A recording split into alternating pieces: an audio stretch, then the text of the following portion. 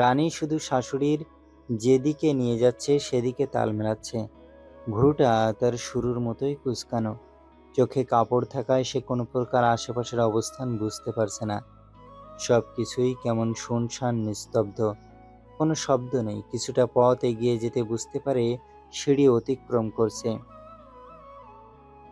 সে শাশুড়ির এক হাত শক্ত করে ধরে একটা একটা সিঁড়ি পার করছে। মনে অনেকটাই ভয় কাজ করছে। জিদ্দাত যদি জেনে যায় তাহলে হাত পা একটাও আস্ত রাখবে না। মনে ভরপুর চেতনা নিয়ে সিঁড়িগুলো পার হয়ে গেল। সোহানা খুব সাবধানে রানীকে ধরে নিয়ে এগোলেন। তার মধ্যে প্রায় 5 মিনিটের মতো পথ অতিক্রম করে নিয়ে যেতে শুরু করেন। বেশ অবাক হলো। সম্ভবত লিভিং পার করিয়েছেন, কিন্তু লিভিং রুম এতটা বড় কেন? পর মুহূর্তে ভাবনা চিন্তাকে সাইডে রেখে দিল। তার এসব ভেবে লাভ নেই। সোহানা রানীকে নিয়ে খানিকটা দূরে যেতে গায়ে তীব্র শীতল হাওয়া অনুভব করলো। বুঝতে অসুবিধা হয়নি তারা যে এখন বাইরে আছে। তাই আস্তে শাশুড়িকে প্রশ্ন করলো, আমার চোখ কি এখন খুলে দেখা যায় না আম্মা? সোহানা কোনো প্রকার উত্তর না দিয়ে রানীকে টেনে বিশাল গেটের বাইরে গাড়ির সামনে নিয়ে আসেন। একজন গার্ড গাড়ির দরজা খুলে দেয়। সোহানা বেগম রানীকে ভেতরে বসিয়ে গার্ডকে উদ্দেশ্য করে বলেন। ভেতরে সবকিছু সামলে নিয়েছো তো? গার্ড হ্যাঁ সূচক মাথা নেড়ে জানায়, ম্যাম, আপনি কোনো চিন্তা করবেন না। আমি আপনার কথা মতো সব ফুটেজ ডিলিট করে দিয়েছি। সোহানা বেগম চিন্তামুক্ত হয়ে গাড়িতে উঠে বসলেন। ড্রাইভার দ্রুত গাড়ি স্টার্ট দিল। সোহানা বেগম এবার রানীর চোখের কাপড়টা খুলে দিলেন। রানী চোখ মেলে দ্রুত বাইরের দিকে তাকালো। ঘুটঘুটে অন্ধকার ছাড়া আর কিছুই দেখতে পেল না। তবে জায়গাটা নির্জন। এখানে যে কোনো বাড়ি ঘরের চিহ্ন নেই, সেটা খুব ভালো করে বুঝতে পারল সে। যত যাই হয়ে যাক, তার জানা প্রয়োজন সে এতদিন কোথায় বন্দী ছিল। আসার সময় চোখ বাঁধা অবস্থায় তার কেমন জায়গাটা অদ্ভুত ঠেকছে। ছাদটাও তো বিশাল, এমনকি রেলিংগুলো অস্বাভাবিক মাত্রায় বড় ছিল। সে উতলা হয়ে বহির থেকে নজর সরিয়ে সোহানা বেগমের দিকে তাকিয়ে দ্রুত প্রশ্ন করল। আমরা এখন কোথায় আছি আম্মা? সোহানা বেগম কিছু একটা ভাবতে মগ্ন ছিলেন। রানীর প্রশ্ন কানে এসে বাড়ি খেতে ভাবশীলন হয়ে আনমনে মৃদু স্বরে উত্তর দিলেন। যেখানে তোমার স্বামীর শব্দহীন স্বীকারোক্তি চলে। রানী চোখ ছোট করে নিল। কপাল তার আপনা আপনি কুঁচকে আসলো। শাশুড়ির এহেন কথায় ফের শাশুড়িকে হালকা ঝাঁকিয়ে প্রশ্ন করে বসলো। মানে আম্মা, এখানে কি এমন চলে? রানীর ঝাঁকুনিতে শরীরে লাড়া খেয়ে সোহানা বেগমের ধ্যান ফেরে। কথায় কথায় কি বলে ফেলেছেন ভাবতে ফোঁস করে হতাশের নিঃশ্বাস ছেড়ে দিলেন। চোখ বন্ধ করে নিজেকে সংযুক্ত করেন। অতঃপর রানীর দিকে তাকিয়ে গালে এক হাত রেখে নরম কণ্ঠে বলেন। তোমার এসব জেনে লাভ নেই মা। এটুকু বলে থামলেন। অতঃপর আবারও হালকা হেসে বলেন। বাড়ি যাচ্ছ ভালো কথা, ঠিক মতো খাওয়া দাওয়া করবে এবং নিজের যত্ন নিবে, কেমন? রানী আগের কথা ভুলে যায়নি, তবে শাশুড়িকে জিজ্ঞেস করলেও তিনি এখন কিছুই বলবেন না। মনের কথা মনে রেখে মুচকি হেসে মাথা দুলিয়ে সম্মতি জানায়। তার ভাবতে খুশি লাগছে সে বাড়ি যাচ্ছে। কতদিন পর মা বাবার আলিঙ্গন পাবে। মনের মধ্যে এমনই আলাদা শিহরণ বয়ে গেল। আল্লাহ আল্লাহ করে বাসায় পৌঁছাতে পারলে বাঁচে। টানা 2 ঘন্টা রাস্তা অতিবাহিত হতে শহরের মেন রাস্তায় এসে পৌঁছায় গাড়ি। সোহানা বেগম বলেছিলেন তাকে ঘুমিয়ে যেতে, কিন্তু বাড়ি যাওয়ার আনন্দে ঘুম কি আর চোখে আসে? এটুকু আসার পথে তার মাথায় নানান ধরনের চিন্তা এসে ভিড় করেছে। জায়গাটা কোথায় ছিল? তখন তো জানলাগুলোর কাঁচও তুলে দিয়েছে। এখন কাজ সম্পূর্ণ ব্ল্যাক হওয়ার ফলে বাহির কিছুই তার চোখে আটছে না। তুলা থাকলে অন্তত বাইরের অবস্থান বা ব্যানার দেখে বুঝতে পারতো কোন পথে যাচ্ছে। জানতে তার খুব ইচ্ছে করছে, তবে বাড়ি যাওয়ার আমেজে এসব আর মাথায় গাঁথল না। প্রায় আরও 30 মিনিট পর রানীদের বাড়ির সামনে এসে গাড়ি থামে। জানালার কাচ তুলে দিতে রানীর চোখের সামনে পুরনো শিখের নিজের সে পরিচিত গেট দেখে খুশিতে সোহানা বেগমকে জড়িয়ে ধরে। সোহানা বেগম হাসেন, মেয়েটার খুশি ওনার মনে আলাদা এক প্রশান্তি মেলাচ্ছে। ড্রাইভার এসে গাড়ির দরজা খুলে দিল। তিনি রানীকে হাসি মুখে বলেন, বাসায় যাও মা। তার কিছুটা মন খারাপ হয়। নিজের সাথে যাওয়ার জন্য আবদার করে। আপনিও আসেন না আম্মা আমাদের বাসায়। সোহানা হেসে নরম কণ্ঠে উত্তর দিলেন। আজ না, কোনো একদিন যাব। রানীও আর তেমন জোরাজুরি করল না। শেষবারের মতো শাশুড়ির থেকে বিদায় নিয়ে গাড়ি থেকে নেমে গেল। ধীরে পায়ে গেট দিয়ে ভেতরে প্রবেশ করতে জোরে একটা নিঃশ্বাস নিল। আজ কতদিন পর নিজের আঙিনায় এসে ভরপুর শ্বাস নিতে পেরে কেমন নিজেকে পূর্ণ মনে হচ্ছে। ফিনফিনে আলোতে এক নজর বাড়িটার দিকে তাকায়। ছোট দুতলার পুরনো একটি ইটের বাড়ি। দেওয়ালে শ্যাওলা পড়ে আছে। নাম না জানা বনলতা বেঁধেছে হালকা ফাটলের ফাঁকে। পুরনো আমলের বাড়ি হওয়ার ফলে সামনের দিকে ব্যালকনির সিস্টেম নেই, তবে পিছনের দিকে দুটো রুমে ব্যালকনি আছে।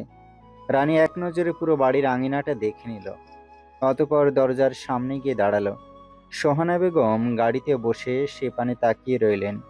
রানী দরজায় হাত রেখে কয়েকবার কড়া নাড়ে। বেশ কিছুক্ষণ শব্দ করে দরজা ধাক্কা দিতে আফজাল আলী চিন্তিত হয়ে ভাবেন, এত রাতে কে এসেছে। চোখে ঘুমে ভার তেনার। কোনোরকম গিয়ে দরজা খুলে সামনে তাকাতে চমকে উঠলেন। ঘুম ওনার নিমিষেই ফানুসের মতোই উবে গেল। চোখ দুটোকে কিছু সময়ের জন্য বিশ্বাস করাতে পারছেন না। সামনে কি সত্যি রানীকে দেখছেন, নাকি স্বপ্ন, কোনটা? তার বাবাকে অস্বাভাবিকভাবে অবাক হতে দেখে বুঝতে পারে এত রাতে তাকে দেখে বিশ্বাস করতে পারছেন না। রানী মুচকি হাসল, হাত উঁচিয়ে বাবার চোখের সামনে নাড়িয়ে বলল, বাবা স্বপ্ন না, সত্যি তুমি রানীকে দেখছো। আফজাল আলীর চোখ খুশিতে চিকচিক করে উঠছে। তিনি কণ্ঠে খুশির ঝংকার তুলে বলেন, সত্যি তুই আমার রানীমা? রানী হেসে মাথা নাড়ালো। আফজাল পরমুহূর্তে স্বাভাবিক হয়ে চিন্তিত স্বরে বলেন, কিন্তু এত রাতে কার সাথে এসেছিস? এই তো আমার। রানী তড়িৎ পিছন ফিরে আঙুল দিয়ে ইশারা করে বলতে নিয়েও আর পারল না। আফজাল উকি দিয়ে সেপানে চাইলেন। সোহানা বেগম গাড়ি নিয়ে চলে যাচ্ছেন। রানী সেদিকে তাকিয়ে আস্তে করে জানল, আমার শাশুড়ির সাথে এসেছি। ওই তো চলে যাচ্ছে। আফজাল আলী মেয়ের কথা শুনে তৎক্ষণাৎ গেটের কাছে ছুটলেন, কিন্তু ততক্ষণে গাড়ি চোখের আড়াল হয়ে গেছে। সোহানা বেগমের গাড়ি অনেকটা দূর চলে গিয়েছে হয়তো। আফজাল আলীর আফসোস লাগে, এভাবে বাড়ির সামনে এসে বাসায় প্রবেশ না করে চলে যাওয়াতে খানিকটা মনোমালিন্য হয়। তিনি ফিরে এসে রানীকে খানিকটা ধমকের স্বরে বলেন, তুই ওনাকে বাসায় নিয়ে আসবি না? তা না করে কি করলি, রাস্তা থেকে বিদায় করে দিয়ে আসলি? রানী মুখ থেকে হিজাব সরিয়ে মৃদু স্বরে জানায়, আমি বলেছিলাম, কিন্তু তিনি বলেছেন আজকে নয়, অন্য কোনো একদিন আসবেন। এখন আর কি করার। আফজাল আলী বড় একটা শ্বাস ফেলেন এবং নিজেকে স্বাভাবিক করে রানীকে নিয়ে ভেতরে প্রবেশ করে দরজা আটকে দিয়ে বসার ঘরের মাঝামাঝি এসে খুশিতে রেহেনা বেগমকে চেঁচিয়ে ডাকতে ডাকতে বলেন, নিচে এসে দেখো রানীর মা কে এসেছে। রেহেনা বেগম উপরের রুমে শুয়ে আছেন। আফজাল আলী নিচে দোকানের জন্য কিছু প্রয়োজনীয় জিনিস গুছাচ্ছিলেন। ঘুমের জন্য উপরে চলে যাবেন ভেবেছিলেন। ঠিক সে সময় দরজা কড়া নেড়েছে। তাই তো তিনি এত দ্রুত গিয়ে দরজা খুলে দিলেন। রানী চোখ ঘুরিয়ে ঘুরিয়ে তাদের বসার রুমটা দেখছে। সব আগের মতোই আছে, কিছু বদলায়নি। রেহেনা বেগম রানীর বাপের এত জোরে তলব শুনে উঠে বসেন। এত রাতে বাসায় কে আসবে ভেবে শাড়ির আঁচল টেনে বেড থেকে নেমে রুম থেকে হন। ওনার শরীরটা তেমন ভালো নেই। বসার রুমে খেয়াল না করে রেহেনা বেগম একটা একটা করে সিঁড়ি পার করছেন। রানী মায়ের দিকে এক দৃষ্টিতে তাকিয়ে রইল। চোখের সাদা অংশ মুহূর্তে পানিতে ভরে উঠল তার। ইস, তার মায়ের কি হাল হয়েছে! আগের থেকে কতটা শুকিয়ে গেছে। চোখে মুখে কিছুটা ফ্যাকাশে বর্ণ ধারণ করেছে। মায়ের এই করুণ দশা দেখে চোখের পানিটা সাদা অংশতে সীমাবদ্ধ থাকতে পারল না। কিছুটা বাইরের দিকে একধারে উতলিয়ে গড়িয়ে পড়ল।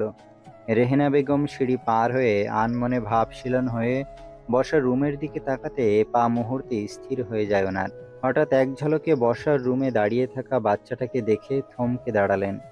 বুকের ভেতর চাপা কষ্টটা ভারী হলো নাকি হালকা হলো তিনি ঠিক বুঝে উঠতে পারলেন না। একজনের মায়ের চোখের কোণে ভিজে উঠল মনের অজান্তেই। হ্যাঁ, অরুণা বাচ্চার জন্যই কাঁদছেন। মায়ের কাছে কখনো সন্তান বড় হয় না, বরং মায়ের কাছে চিরকাল সেই প্রথম দিনের নিষ্পাপ শিশুই থেকে যায়, যেদিন খালি বুক পূর্ণ করে কান্নার মধ্যেই পৃথিবীতে এসেছিল, ঠিক সেদিনের মতো। সন্তান যতই দূরে যাক, যত উচ্চতাতেই উঠুক, মায়ের হৃদয়ে সে আজীবন সেই রক্তমাখা ছোট্ট শরীরটাই যে বুকের সাথে মিশে একাকার হয়ে গিয়েছিল। ওই যে দাঁড়িয়ে আছে সামনে সেই নিষ্পাপ বাচ্চাটা, যে কিনা দীর্ঘদিন ধরে মা বলে ডাকেনি, যে ডাকে একসময় মায়ের সমস্ত ক্লান্তি গলে যেত, যে শব্দে মায়ের হৃদয়ে জীবনের সমস্ত ব্যথা উপশম করত। সেই ডাকটা আজ হারিয়ে গিয়েছে নির্মম সময়ের কুয়াশায়। এতদিন পর বাচ্চাটা ফিরে এসেছে ঠিকই, কিন্তু ওনার চোখে আজ ঠেকছে কিছু দূরত্ব। তারপরও মায়ের চোখে সে এখনো নিষ্পাপ, কারণ সন্তানের ভুল কখনো মায়ের ভালোবাসাকে নষ্ট করতে পারে না। ওনার মন রানীর প্রতি এক কঠিন ভুল ধারণা পুষে আছে, রাগ আছে, অভিমানও আছে, কিন্তু তার নিচে এক সাগর জুড়ে পড়ে আছে অটুট ভালোবাসা, যা কোনো শব্দে প্রকাশ হয় না, কেবল অনুভবে জ্বলে। উনি স্থায়ী দাঁড়িয়ে আছেন, চোখে জমে থাকা পানি গড়িয়ে পড়ছে। রানী আর দাঁড়িয়ে থাকতে পারল না, জোরে মা বলে ছুটে গিয়ে জাপটে ধরে পাগলের মতো কাঁদতে শুরু করলো। রেহেনা ঠোঁট চেপে ধরলেন না, চাইতেও হাতটা নিয়ে আলতো করে রাখলেন মেয়ের পিঠে। দুজনই কাঁদছে। রানী কাঁদতে কাঁদতে মাকে বলে, আমাকে কি এখনো ভুল বুঝে আছো মা? তিনি প্রত্যুত্তর না করে একটানে সোজা করে নিজের নিষ্পাপ বাচ্চার সারা মুখে অসংখ্য চুমুতে ভরিয়ে দিতে শুরু করলেন, যেন আজ দেহে নতুন করে প্রাণ ফিরে পেয়েছেন। নিজের অংশকে কাছে পাওয়াটা কি প্রাণ ফিরে পাওয়া বলে না? হ্যাঁ, নিজের সন্তানকে কাছে পাওয়ার আনন্দ দুনিয়ার আর অন্য কিছুর সমান হতে পারে না। রানী শব্দ করে কাঁদছে। রেহেনা রানীর চোখের পানি মুছে দিতে দিতে অশ্রু ভেজা নয়নে বলেন, আমার বাচ্চা, আমার কলিজা, আমার নারী ছেঁড়া ধন, আমার চাওয়া পাওয়া সব কিছু। হ্যাঁ হ্যাঁ, আমার সব কিছু। রানী আবারও মাকে জাপটে ধরল। তার উপর মা যে এখন আর রেগে নেই, তিনার কথা শুনেই বোঝা গেল। আফজাল আলী নীরবে হাসেন। ইতিমধ্যে চোখের কোণে পানি জমে গেছে ওনার। গলার গামছা দ্বারা পানিটা মুছে মা মেয়ের কাছে এগিয়ে আসতে আসতে বেশ রসিকতার সাথে বলেন, দুজন কি কান্না করে সাগর বানিয়ে ফেলবে নাকি? মেয়ে এসেছে ওই ভালো মন্দ খাইয়ে শক্তি করে ঘুম পাড়িয়ে দেবে, তা না দুজনে মিলে কান্না করতে করতে এনার্জি নষ্ট করে ফেলছ। পরে দেখা যাবে দুর্বলের কারণে আমার সব মিষ্টি মা মেয়ের পেটে চলে গেছে। আফজাল আলীর কথা শুনে রানী এবং তার মা উভয় কান্না মাঝে হেসে উঠলেন। রানী তো সোজা হয়ে মাকে এক সাইড থেকে জড়িয়ে বাবাকে উদ্দেশ্য করে বাচ্চাদের মতো রাগ দেখিয়ে বলল, আমরা খাবো না তো কে খাবে শুনি? তোমার কি আরো 2-3টা বউ বাচ্চা আছে নাকি? আফজাল এবং রেহেনা দুজন মিলে এবার শব্দ করে হেসে উঠলেন। আজ যেন ওনাদের সংসার পরিপূর্ণ হলো। খুশির ছায়া আবারও নেমে আসলো। সকাল 6টা নাগাদ সোহানা গেট দিয়ে প্রবেশ করলেন। ওনার মধ্যে বেশ খানিকটা অস্থিরতাও দেখা গেল। কোনো রকম দরজা দিয়ে ভেতরে প্রবেশ করে লিভিংয়ে তাকাতে কেঁপে উঠলেন। চলন্ত পা নিয়ে সেখানেই থমকে দাঁড়ালেন। একই অবস্থা লিভিংয়ের। পরিষ্কার পরিচ্ছন্ন চকচকে লিভিংয়ে রক্তে গড়াগড়ি খাচ্ছে। কি বিভৎস না সে দৃশ্য! বাইরে ও ভেতরে যতগুলো গার্ড ছিল সব একে একে ফ্লোরে লাশ হয়ে পড়ে আছে। তাদেরকে কি বাজেভাবে খুন করা হয়েছে! ইস, চোখ ওনার বিস্ময়ে বড় হয়ে গেছে। কি ভয়ঙ্কর কর্মকাণ্ড! ফ্লোর থেকে চোখ সরিয়ে সোফায় মাথা হেলিয়ে পায়ের ওপর পা তুলে এক হাত কপালে ঠেকিয়ে চোখ বন্ধ করে রাখা জিদ্দাতের দিকে তাকালেন, যার মুখের ভাবভঙ্গি অত্যন্ত গম্ভীর। যে হাতটা কপালে ঠেকিয়েছে সে হাতে একদম ছোট একটা চাকু, 4 ইঞ্চির মতো হবে। চাকুটার গায়ে খানিকটা আলো স্পর্শ করতে কেমন জল জল করছে। এর দ্বারা বোঝাই যাচ্ছে চাকুটা কি পরিমাণ ধারালো। পাশেই কুচকুচে কালো গানটা রাখা। মাফিয়াটার সামনে 2 হাঁটু ঘিরে পেছনে 2 হাত রেখে সামনে মাথা নত করে বসে আছে একজন গার্ড। শুধু এই লোকটাই এখনো পর্যন্ত বেঁচে আছে। সোহানা লোকটার ব্যাক সাইড দেখেই চমকালেন। এটাই সেই গার্ড যাকে দিয়ে ফুটেজ ডিলিট করে দেওয়া হয়েছিল। সোহানা বেগম হজম করে নিলেন। আপাতত কোনো প্রকার শব্দ না করে লিভিং পার হয়ে সিঁড়ির কাছে যান। উদ্দেশ্য উপরে চলে যাবেন। সিঁড়ির কোণায় রাখা ছিল এক রাজকীয় ফুলদানি নীল।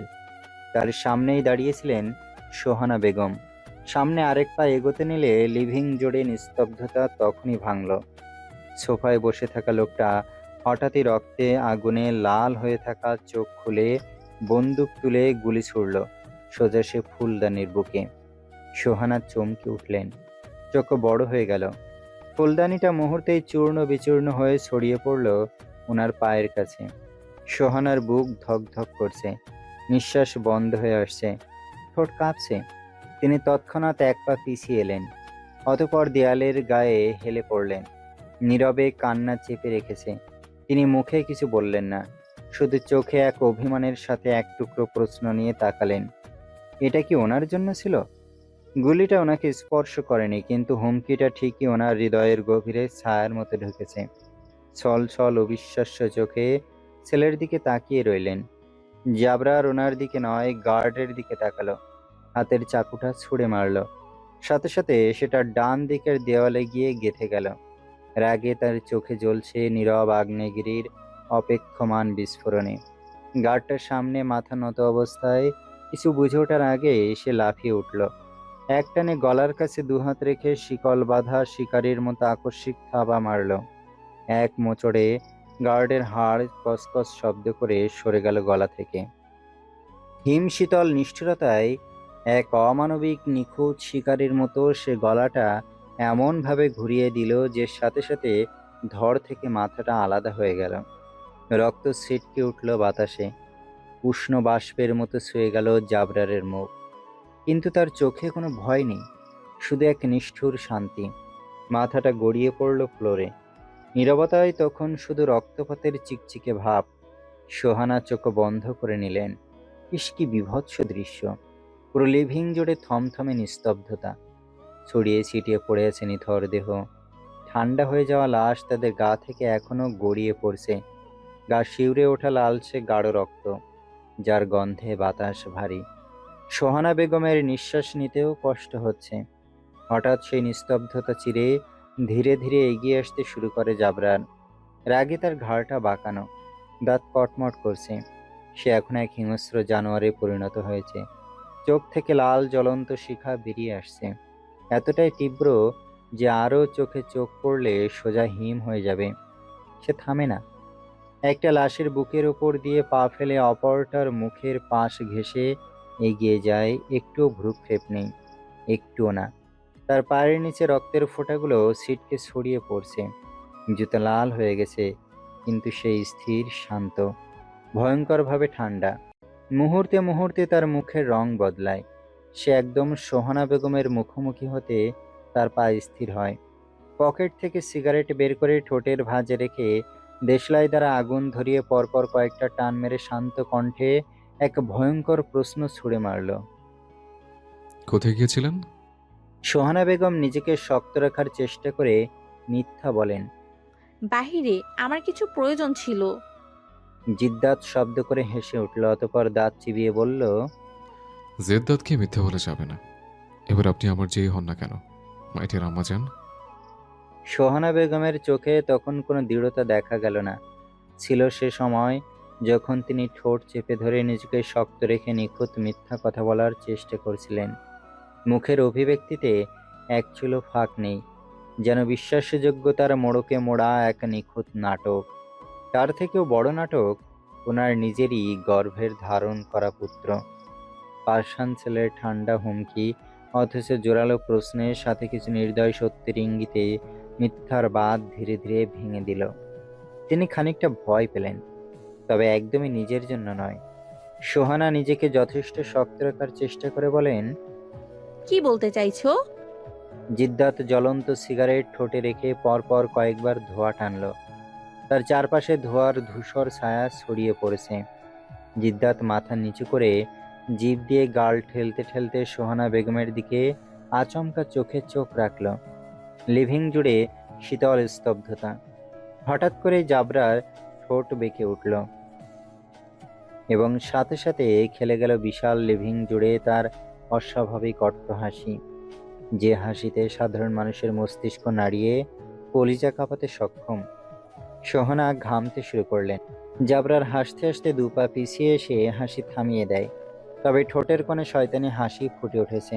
মাথার সাথে হাত নাড়িয়ে মুখের ভাব পাল্টে কিছুটা নাটকীয় ভঙ্গিতে বলল, 2-3টা ড্রামা ক্রিয়েট করে কথা বলল, আর আপনি ইমোশনাল হয়ে নাচতে নাচতে সোজা গেট পর্যন্ত পৌঁছে দিলেন।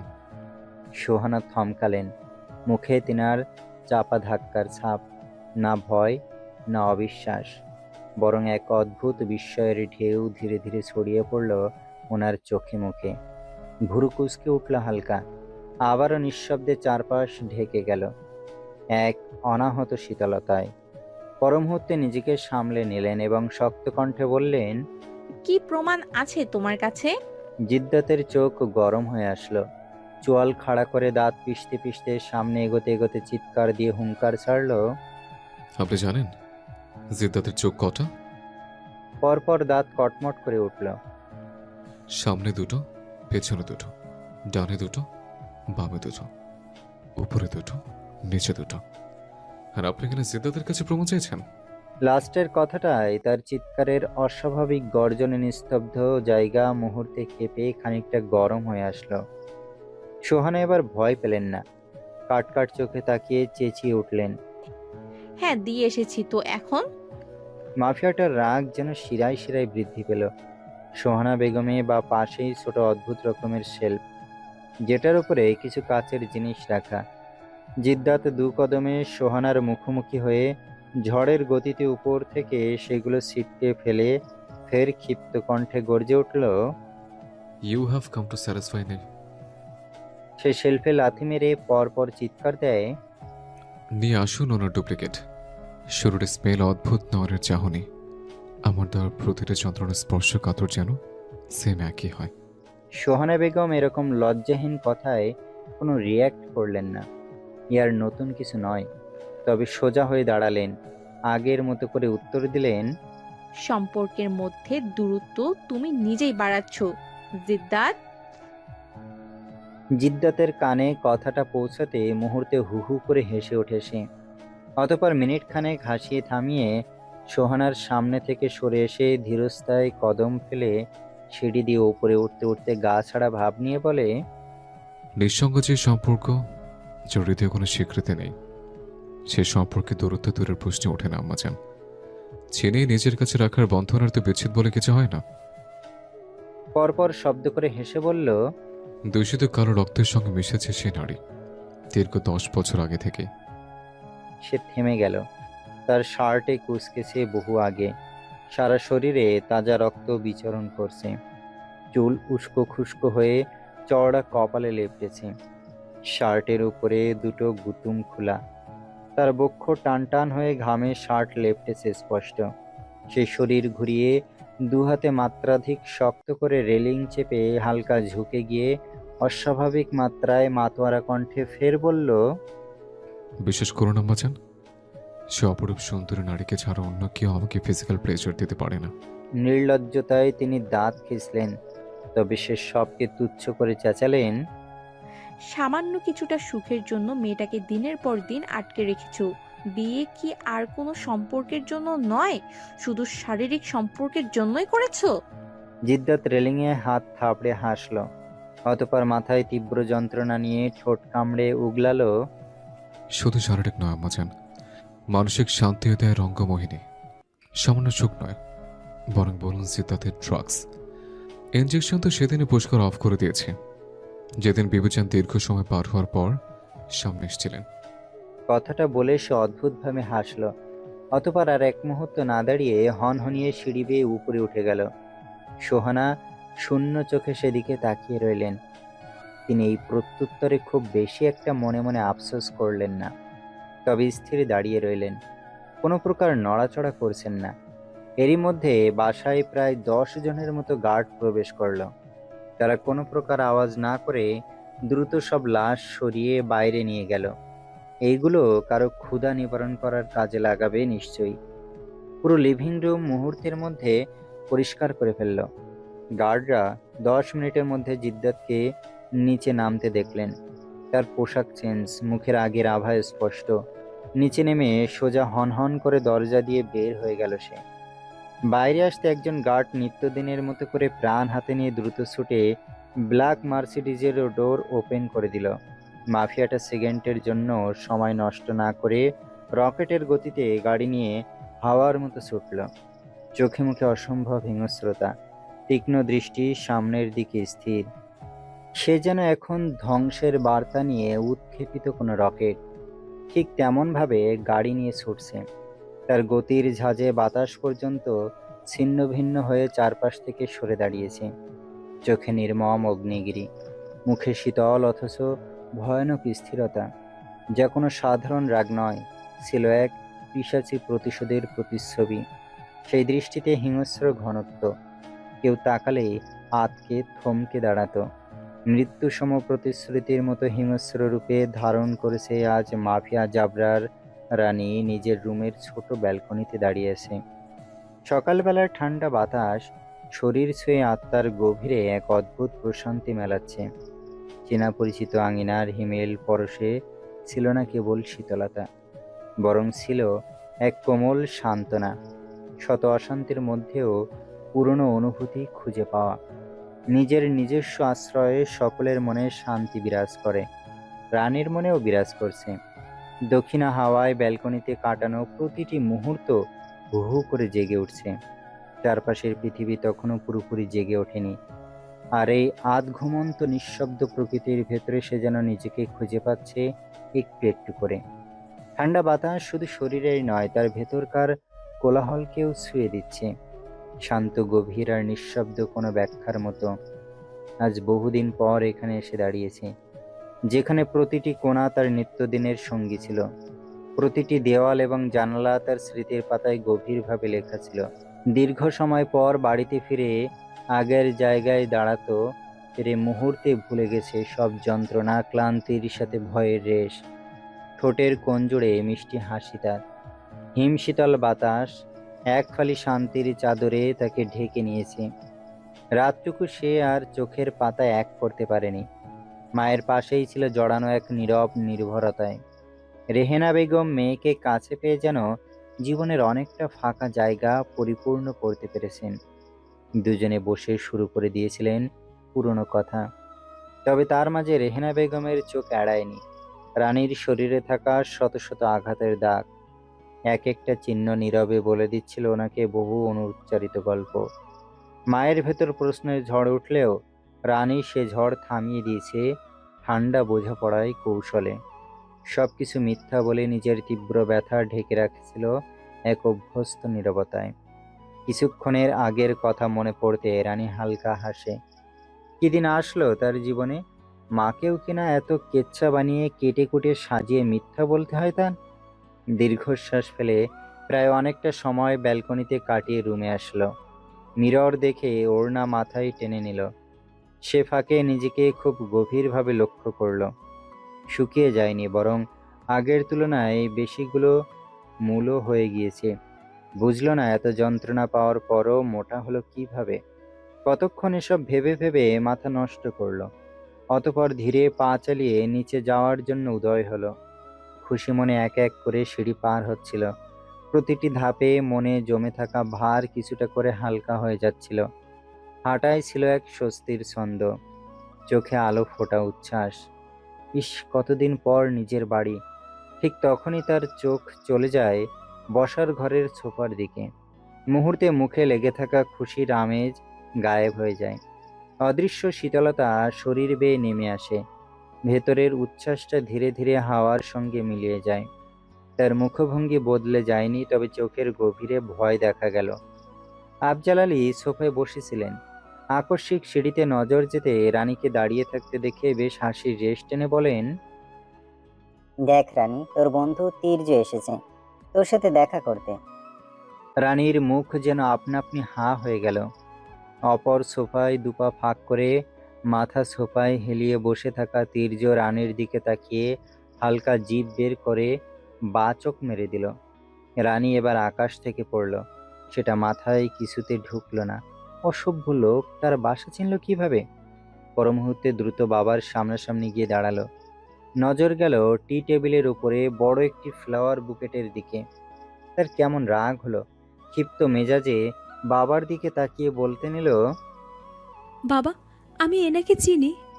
পুরো কথা শেষ করার আগেই তীর্য মুখের কথা কেড়ে নিয়ে এক লাফে সোজা হয়ে বলল, হ্যাঁ, তুমি তো আমাকে চেনো, সেটা আঙ্কেলও জানেন, তাই না আঙ্কেল?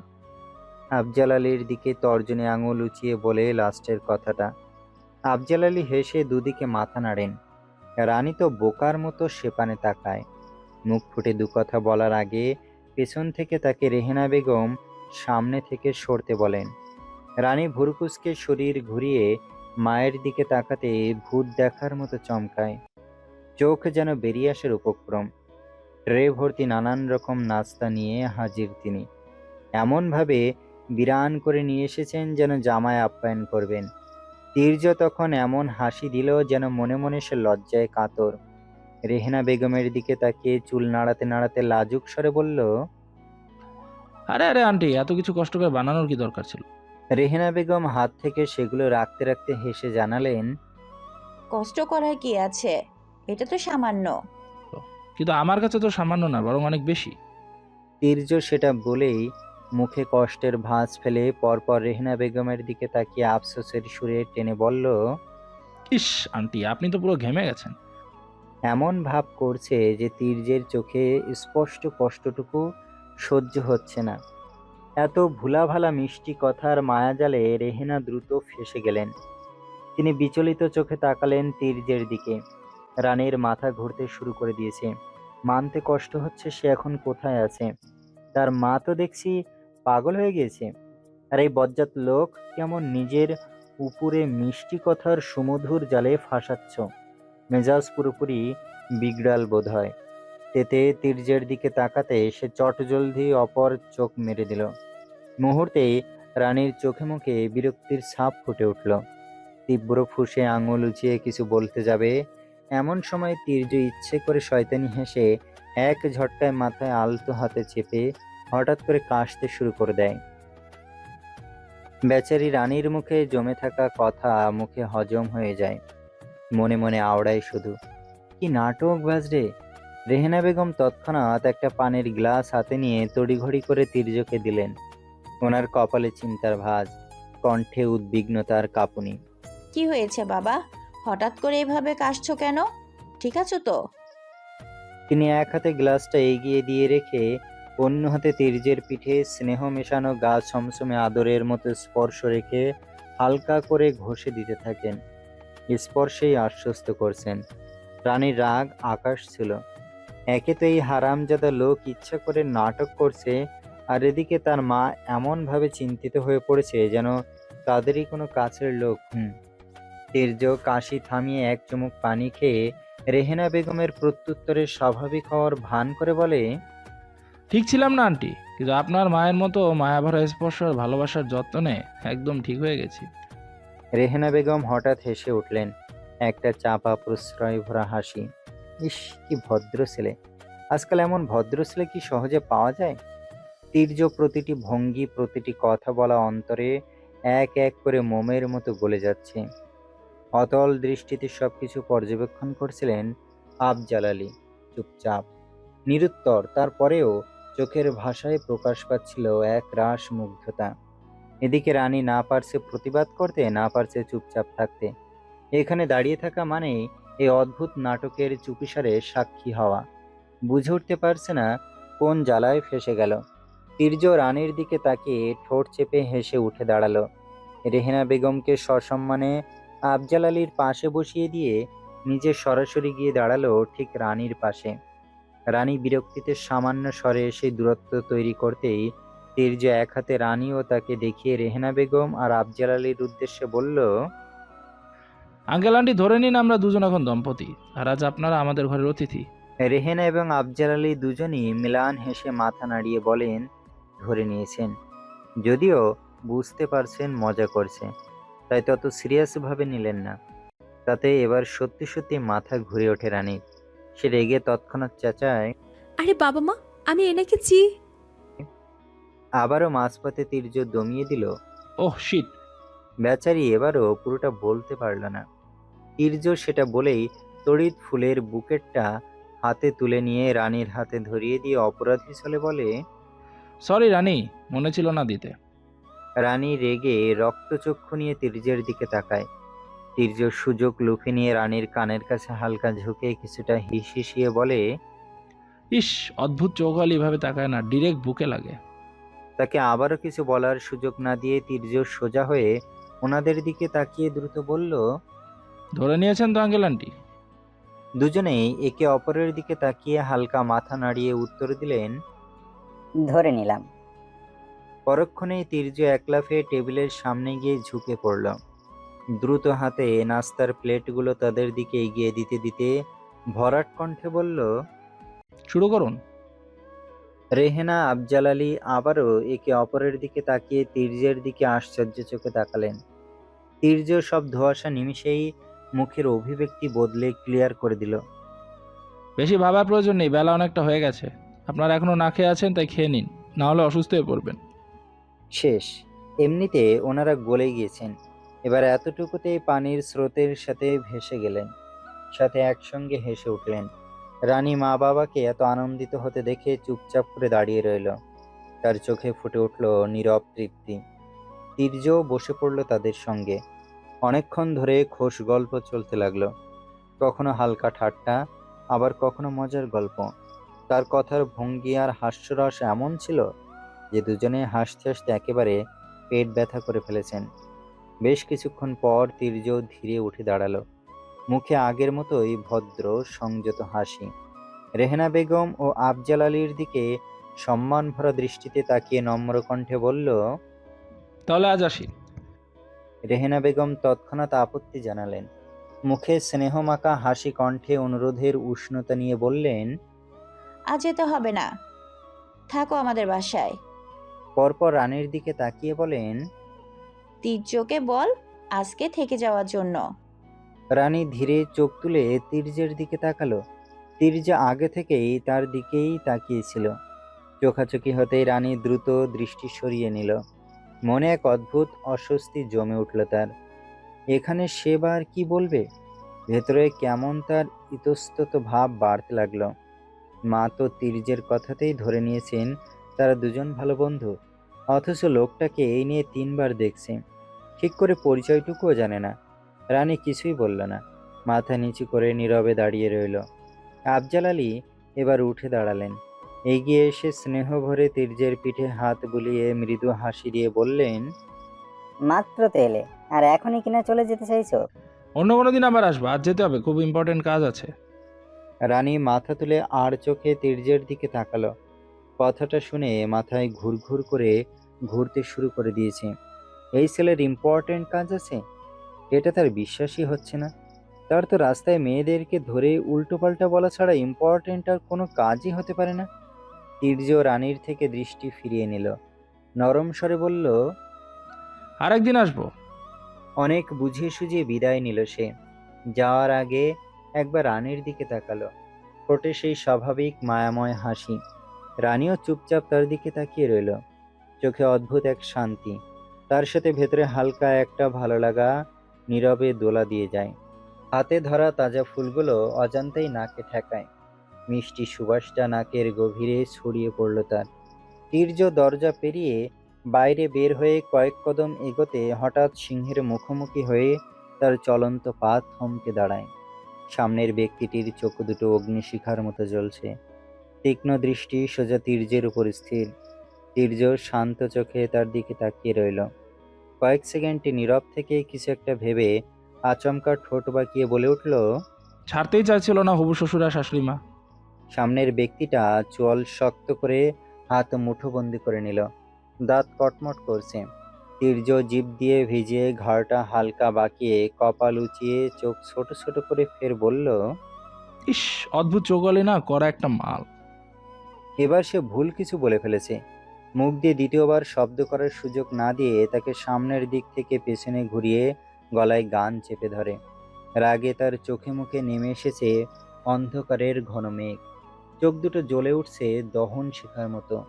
ক্ষোভ আর ক্রোধের আগুনে নিজেই পুড়ে ছারখার। গানটা গলায় আরেকটু শক্ত করে চেপে দাঁত কটমট করার মাঝে তার গর্জন শোনা গেল। স্মৃতিশক্তি এতটাই দুর্বল? বাহ, আগের বারের কথা মনে নেই? তার থেকে সুন্দর গিফট তোর জন্য ওয়েট করছে।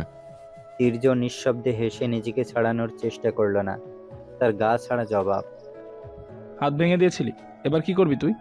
অস্বাভাবিক রকম দাঁত চাপলো।